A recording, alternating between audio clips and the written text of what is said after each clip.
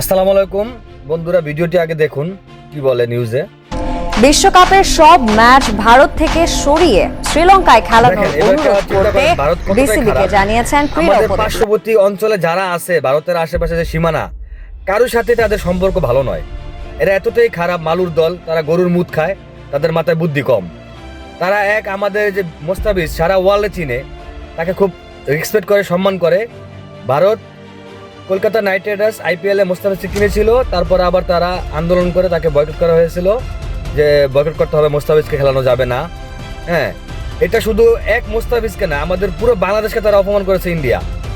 তাদের বিরুদ্ধে আমাদের এখনই সচেতন হতে হবে, প্রতিবাদ করতে হবে। কিভাবে? সোশ্যাল মিডিয়ার মাধ্যমে। আমরা বলি না যে যুদ্ধ করেন, ঠিক আছে? এই যে IPL আছে সামনে, IPL বয়কট করতে হবে, ইন্ডিয়ান ভারতীয় চ্যানেলগুলো বয়কট করতে হবে। 2026 সালে বিশ্বকাপ যেটা হবে, তাহলে আমাদের একজন মুস্তাফিজকে তারা নিরাপত্তা দিতে পারবে না, এই অজুহাতে তাকে বয়কট করা হয়েছে IPL থেকে। তাহলে আমাদের 11 জন প্লেয়ারকে তারা কিভাবে নিরাপত্তা দিবে? প্রাণনাশের হুমকি তো অবশ্যই আসবে। মুস্তাফিজকেও অবশ্যই প্রাণনাশের হুমকি দেওয়া হয়েছে, যদি IPL খেলে তাকে হত্যা করা হবে বা শাহরুখ খানেরও ক্ষতি করা হবে। শাহরুখ খানের চিন্তা ভাবনা অনেক কিছুই নিয়েছে ইন্ডিয়ান উগ্রবাদী হিন্দুত্ববাদী দল। যেহেতু শাহরুখ খান মুসলমান, মুস্তাফিজ মুসলমান, মুস্তাফিজ বাংলাদেশ, বিভিন্ন কিছু কারণ নিয়ে তারা এখন রাজনীতির চাল চালতেছে। ক্রিকেট খেলা একজন ভদ্রলোকের খেলা, সেখানে কোনো রাজনীতির চাল হয় না। কিন্তু ভারত ইন্ডিয়া দেখেন কতটাই খারাপ।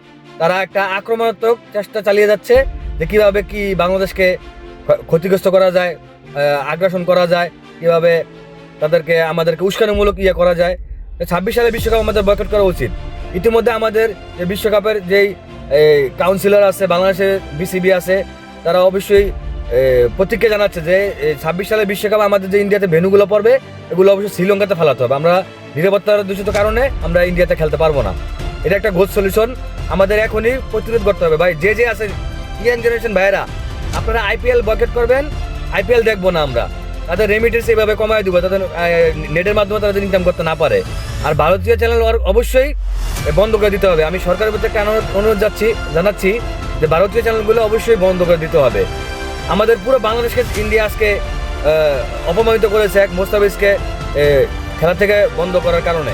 এটা আমাদের নিজেরাই প্রতিরোধ করতে হবে।